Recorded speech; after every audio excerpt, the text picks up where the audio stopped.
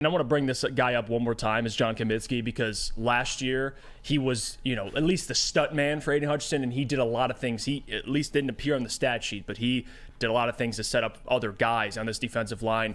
And you kind of saw it similar on Friday. I mean, I get, again, it's not starters, but John Cominsky, when he was out there, you saw his impact, and you also saw James Houston out there. And one thing I did take away, they're using James Houston on rundowns, like in preseason, getting him at least acclimated to being able to be a guy who can play multiple downs and not just a guy you throw in there on passing downs. And he did pretty well. I mean, he didn't do too bad against the run. So that's something I noticed the coaching staff is trying to work James Houston more in those type of sets.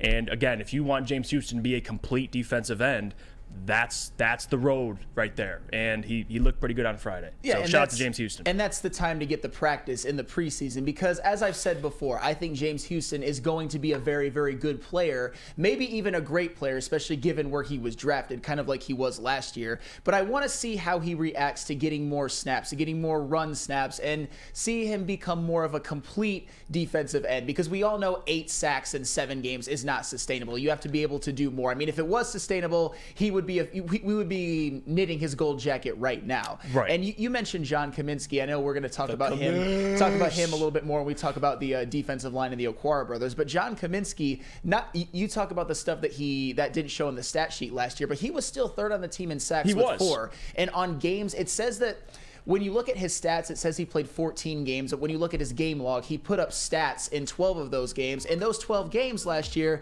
the Lions were 9-3, and their defense looked pretty damn good. So John Cominsky, he was one of their unsung heroes last year, and maybe even this year he becomes a little bit more heralded. If he does what he did last year, that is one of the keys to unlocking a defense that could be approaching the top 10. One of the most underrated, valuable players in recent Lions memory.